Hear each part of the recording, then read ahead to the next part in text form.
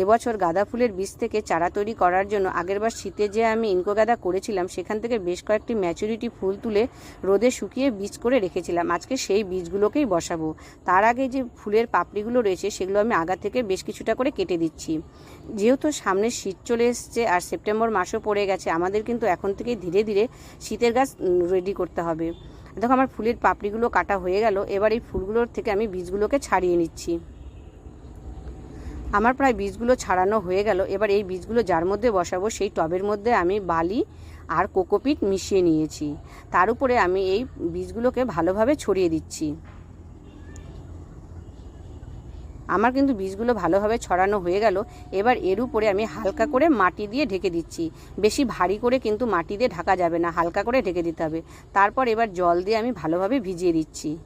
এরপর আমি একটা প্লাস্টিকের মুখ দিয়ে আমি ভালোভাবে ঢেকে দিলাম। এইভাবে কিন্তু আমার